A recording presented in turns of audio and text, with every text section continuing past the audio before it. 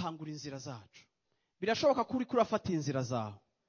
Birashoboka yuko hari ibintu kurashaka gutorera inyishu. Imana yakugiriye mu isezerano irakubwira ngo iyi ntambara si yawe ariko iyi ntambara ni yanje uhoraho nikongize. Yesu ashimwe cyane. Ariko Imana imaze kubira ko ari izo kuzanira ikagutegurira ameza imbere y'amaso y'abansi bawe, ikaguserva nk'userva kuri plateau, ikakuzanira inyishu yawe. Haleluya. Umaze kubona bitevye, uratanguye kwizanira Hagari wawe, uratanguye kwizanira metode yawe, uratanguye kubishiramwe akaboko kawe, uratanguye kubishiramwe akaguru kawe, uratanguye kwigwanirira, uratanguye kumanipula abantu, uratanguye kurondera abagushigikira, uratanguye kugwanya abandi, uratanguye kwicira mu nzira zawe, uratanguye gutanga ibiturire hirya no hino, uratanguye kugira gutya na gutya, uratanguye kugwana, uratanguye kuja kuraguza. Ariko izo nzira zose ivyo uri kuratangura gukora byose, ngana kubwira ivyo byose uri kurakora ni inzira zawe. Sara yakoresheje inzira ziwe. Kandi Bibiliya ivuga ngo Hagari yaravyaye umwana bamwita Ishmael.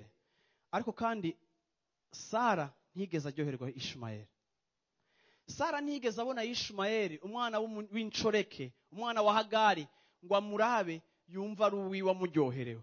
Ahubwo yatangiye kubwira umugabo ngo urabona ngo uyu mugore kuva aryamye kuri poitrine yawe agasaminda akavyara asigara nkengera.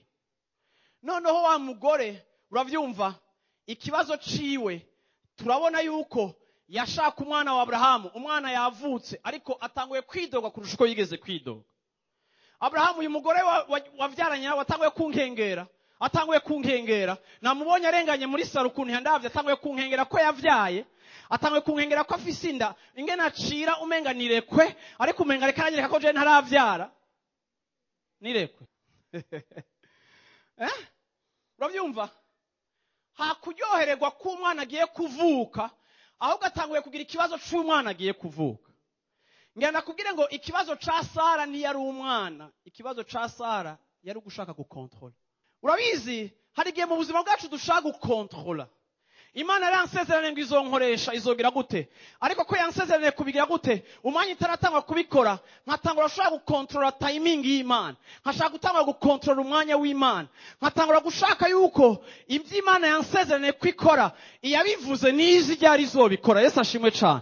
Je cyo nkwiye gukora no kubirindira, ariko umwanya itaratangura kubikora je nkatangura kuba ndavyikorera. Kubera iki?